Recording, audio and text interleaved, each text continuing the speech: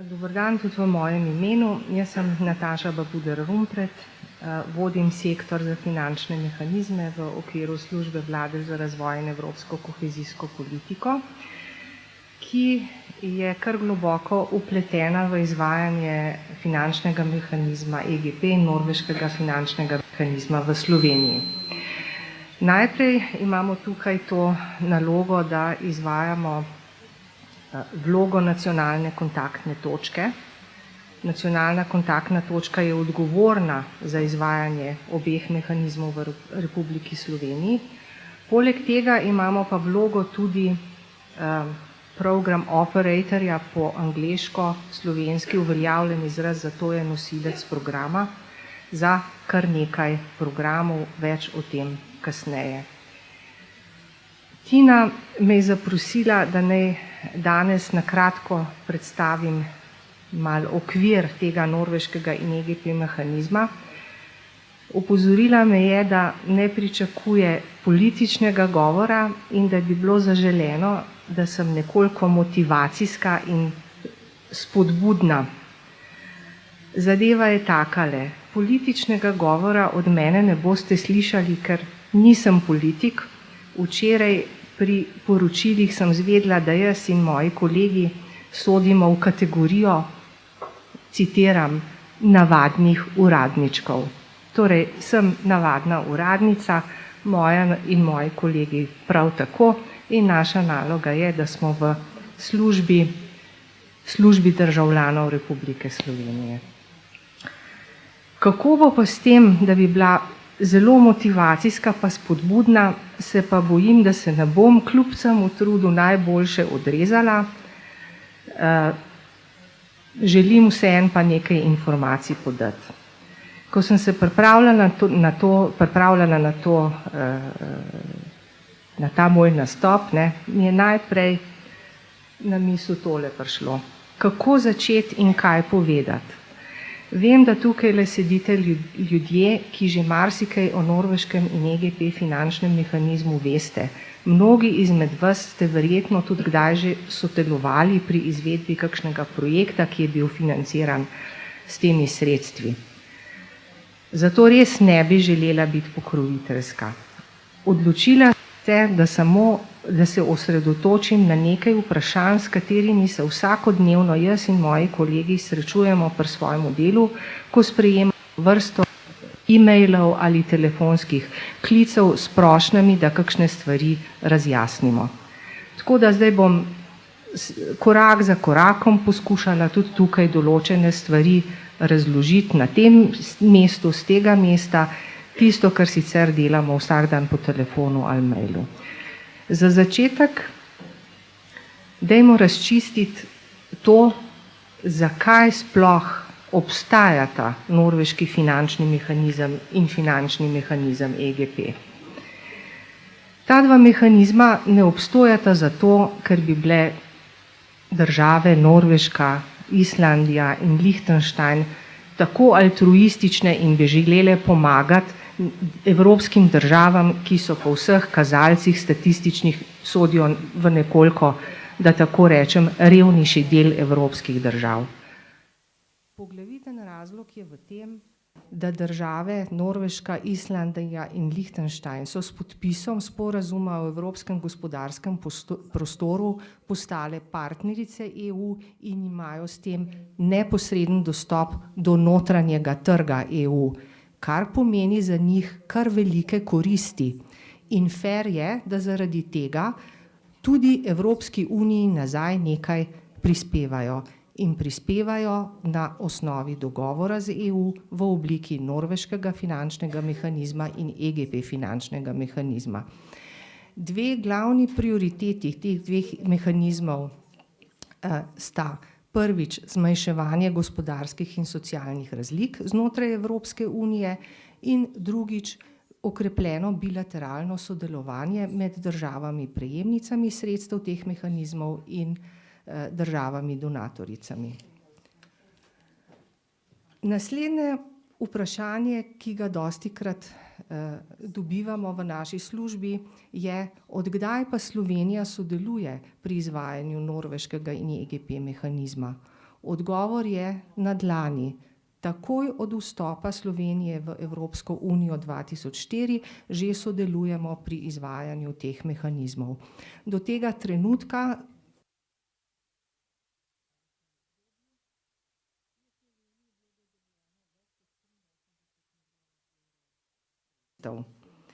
v prvem obdobju, ki je bilo nekoliko krajše, od 2004 do 2006, smo bili deležni nekaj več kot 18 milijonov evrov sredstev. V tem obdobju se je bilo treba kar precej podvizati z izvedbo vseh razpisov in izborom projektov, ker kot vidite je bilo obdobje nekoliko krajše. Takrat smo imeli pristop bottom up ali od spodaj navzgor. Marsikdo s tem pristopom ni bil zadovoljen, ampak tudi na ta način smo uspeli zbrati celo serijo zelo dobrih projektov, ki še po vseh teh letih, po 10 letih še vedno živijo, rezultati so še vedno tu.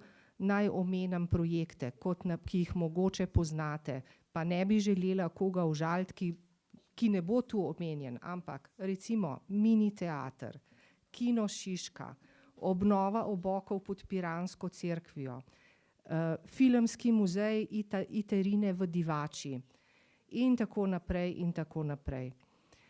Vsi ti projekti so še danes dober dokaz tega, kaj lahko se s sredstvi norveškega finančnega mehanizma in EGP finančnega mehanizma doseže. V drugem finančnem obdobju 2009 do 2014 se je pristop spremenil, uveljavljen je bil tako imenovani programski pristop, s katerim še vedno nadaljujemo tudi v tem programskem obdobju oziroma obdobju financiranja. Na osnovi programskega pristopa smo v obdobju 2009-2014 izoblikovali dva večja programa. En program se je fokusiral na javno zdravje in enake možnosti, drugi program pa na naravno in kulturno dediščino ter na biotsko raznovrstnost. Tudi v okviru teh dveh programov je bilo seveda izvedenih cela vrsta zelo dobrih projektov z dobrimi rezultati. Ampak ena lekcija, ki smo se jo naučili, pa je, da četudi je projekt dober in dobro izveden, ampak potem ni sistemsko umeščen v našo družbo, potem rezultati tega projekta ne živijo. Žal je bilo tako kar z nekaj projekti, ki so imeli več ali manj mehke vsebine in so bili financirani znotraj tega programa fokusiranega na javno zdravje. Kljub dobrim rezultatom sistemskih posledic pravzaprav ni. In to je velika škoda, je pa to lekcija, ki smo se jo naučili za naprej. Kar me pravzaprav privede ta moment do obstoječega obdobja financiranja. 2014-2021, v katerem bo Slovenija deležna skoraj 38 milijonov evrov pomoči skozi norveški in EGP finančni mehanizem. Vsak teden dobimo najmanj eno vprašanje na temo, kaj mi mislimo s to letnico 2021, ko še pravzaprav razpisi niso zunaj, pa je oktober 2019. Vsak, ki ima količkaj soli v glavi, si bo res mislil, da tukaj nekaj ni v redu. A ne? Ampak skrbeti ni treba preveč, ker z izvajanjem projektov se ne bo zaključilo že v letu 2021. Na temule diagramu, na tejle premici je prikazano, kaj smo ves ta čas počeli. Najprej so pravzaprav se države donatorice pogajale z Evropsko unijo o tem, kakšen bo obseg sredstev znotraj finančnih mehanizmov in tudi o drugih okoliščinah. To je trajalo več kot leto in pol in končno v letu 2016 maja je bil sporazum med EU in donatoricami podpisan. Naslednja stopnja je bila pogajanje vsake države, upravičenke z državami donatoricami o obliki finančnih mehanizmov, ki bo zaživela v tej državi prejemnici.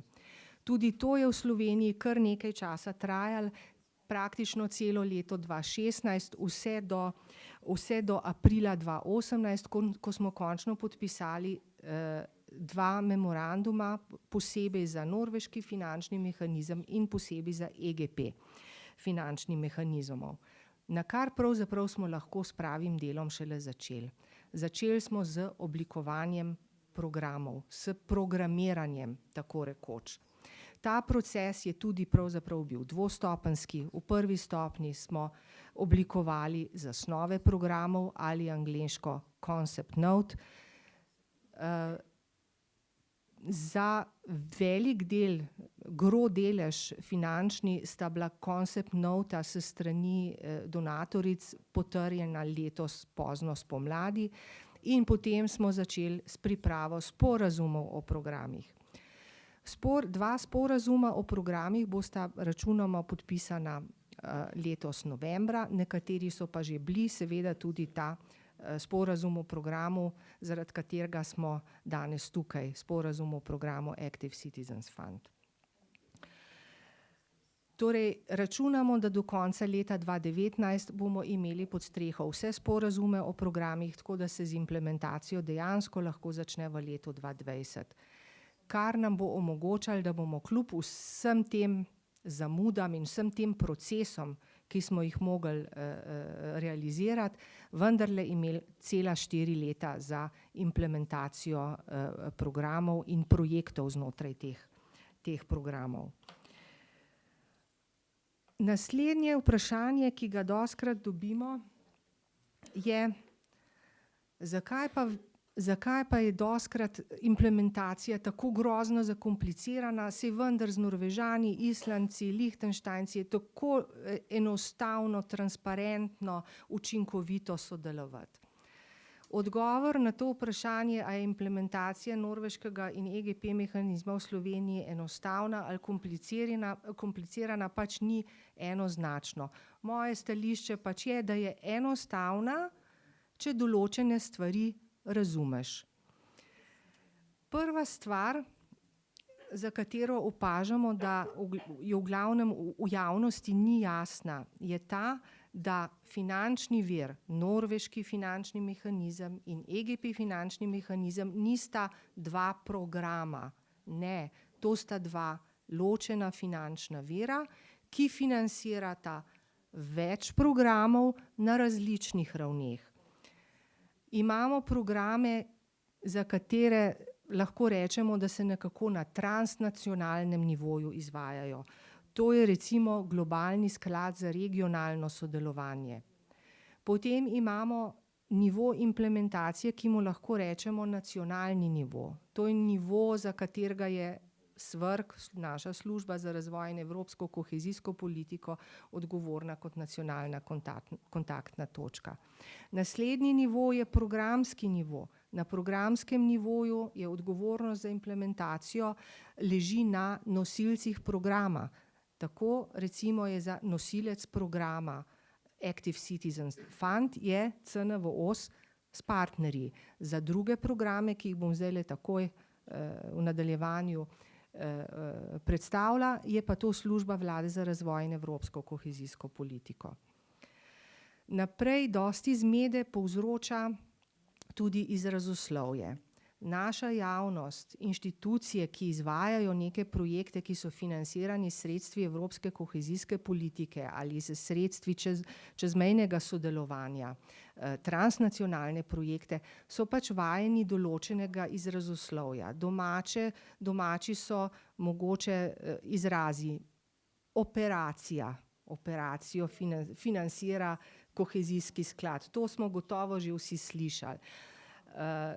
Tega izraza recimo pri norveškem in EGP mehanizmu ni. Potem je izrazoslovje, ki se nanaša na outcome, output na nivoju programa, outcome, output na nivoju projekta. Kaj je to rezultat, kaj je to aktivnost? Tukaj je treba biti pozoren. treba je vedno definicije prebrati, kako se določeno izrazoslovje razume v okviru norveškega in EGP mehanizma, potem je pa vse lažje. In ne nazadnje, nekaj zmede bo gotovo pač na terenu povzročilo dejstvo, da bomo imeli kar dva sistema za spremljanje izvajanja projektov na slovenskem teritoriju. Na eni strani bo tukaj sistem GRACE, ki so ga vzpostavile države donatorice, na drugi strani bo pa sistem EMS, ki bo v uporabi za programe, za katere bo nosilec programov naša služba, torej SVRK. Naj vas, kako bi rekla, potolažim, da tisti, ki boste izvajali projekte znotraj Active Citizens Funda, ne boste imeli opravka ne z enim in ne z drugim, pač pa tisti, ki boste mogoče imeli projekte znotraj Active Citizens Funda, pa boste istočasno uspešni tudi na razpisih ostalih programov, ki jih pa implementira naša služba, tisti pa žal boste se s sistemom EMS tudi srečali in mogoče vam bo malo zmede to povzročalo, ker boste na stališču, vendarle gre za isti vir sredstev, konec koncev pa za različne načine poročanja. Ampak žal to tako je, tudi po priporočilu našega revizijskega organa. Zdaj bi rada na enem samem slajdu mogoče pokazala, kaj sem zdaj mislila s tem transnacionalnim nivojem, nacionalnim nivojem in tako dalje. Z te prosojnice je vidna alokacija sredstev in vidno je, kdo je pristojen za implementacijo vsakega programa. Kot vidite, je tukaj, dajmo za začetek mogoče transnacionalni nivo pogledati, to je globalni sklad za regionalno sodelovanje z dvemi podskladi, sklad za zaposlovanje mladih in sklad za regionalno sodelovanje. Pristojnost za to, za ta sklad je leži na inštituciji ECORIS Poljska, ki so jo izbrali donatorji. Tukajle so sredstva niso alocirana po državah, torej Slovenija lahko participira znotraj tega sklada samo toliko, kolikor so slovenski prijavitelji uspešni na razpisu.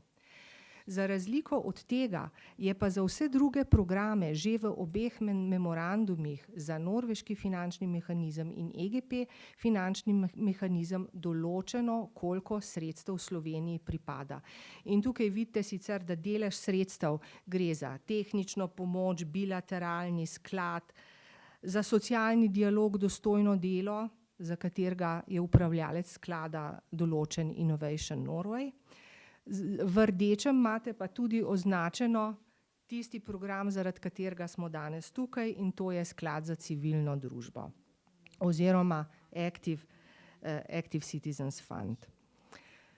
V nadaljevanju bi rada predstavila pa dva programa, ki sta finančno najzajetnejša, in to je program izobraževanje krepitev človeških virov in pa program blaženje podnebnih sprememb in prilagajanje nanje.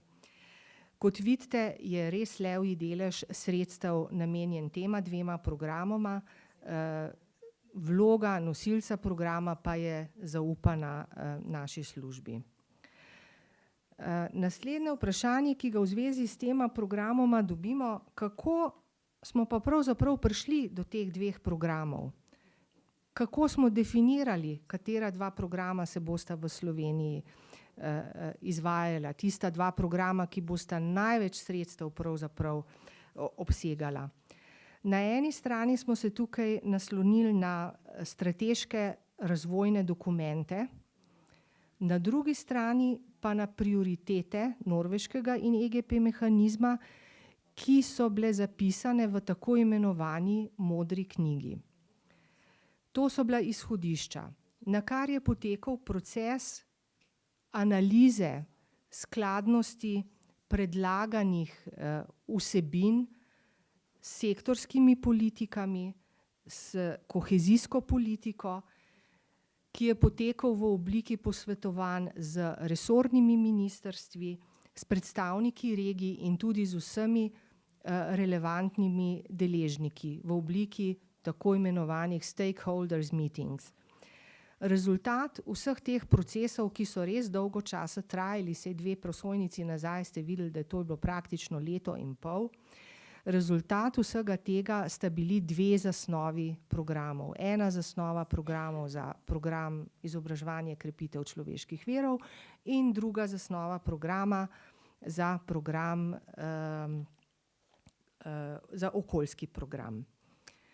Kako so izgledala prioritetna področja v modri knjigi, so na kratko tukajle na tejle prosojnici označena. Tukaj lahko vidite, da je bil cel nabor prioritetnih področji, kamor bi lahko sredstva usmerili. V okvirčkih imate označena področja, kamor dejansko so sredstva usmerjena. S črtkanimi okvirčki je pa označeno eno področje, za katerega smo si pa na slovenski strani zelo želeli, da bi bila sredstva tja vključena, in sicer bi bilo to področje pripravljenosti za odziv na naravne nesreče, ampak tukaj pa žal nismo bili deležni podpore s strani držav donatoric, tako da to področje odziva na naravne nesreče žal ne bo podprto s sredstvi norveškega in EGP mehanizma. Se bomo pač še naprej zanašali na nevladno sfero slovenskih gasilcev, da nam bojo pri naravnih nesrečah pomagali, kaj naj rečem. Na kratko, zdaj še, ker vidim, da pa res že govorim menda več časa, kot mi je bilo dovoljen. Sem preveč zgovorna, pa premalo animeram.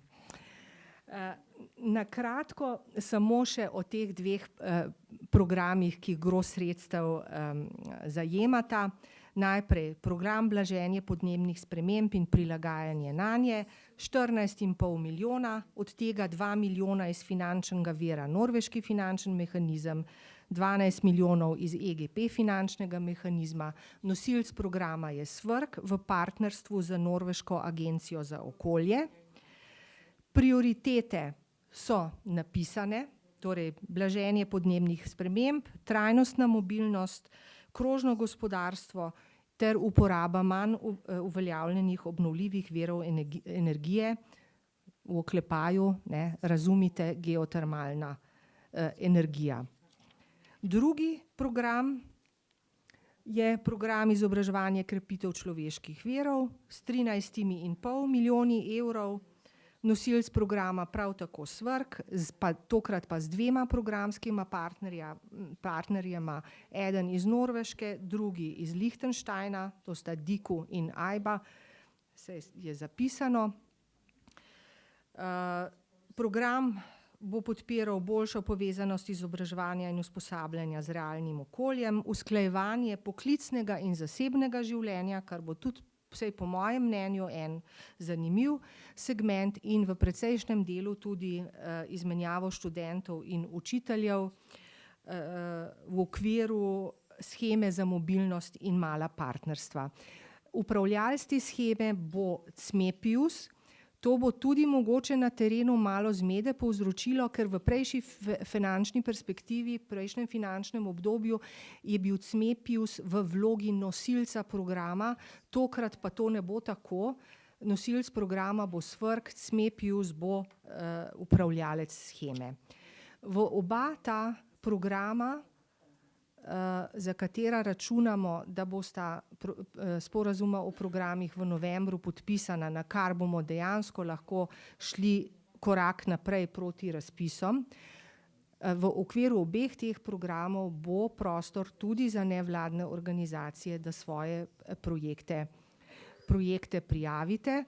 Mogoče bo pravzaprav zdaj ne najdem slovenske besede za sequencing, ta korak za korakom pristop mogoče celo v redu, ker boste že videli rezultate iz Active Citizens Funda, pa boste mogoče lahko potem na osnovi uspeha na Active Citizens Fund razpisu pa prijavili projekte pa v programe, ki jih izvaja SVRK. Vse informacije o programih dobite na tejle spletni strani. Seveda nas pa lahko, nas navadne uradničke kadarkoli pokličete brez skrbi. Zaključila bi pa s temle motom norveškega in EGP mehanizma: sodelujmo za zeleno, konkurenčno in vključujočo Evropo. Jaz se vam zahvaljujem za pozornost, želim vam uspešen start prvič Active Citizens Funda in drugič projektov, ki bojo financirani v okviru tega sklada. Kar pogumno skočite v bazen, ampak vseeno poglejte, če je voda noter. Hvala lepa.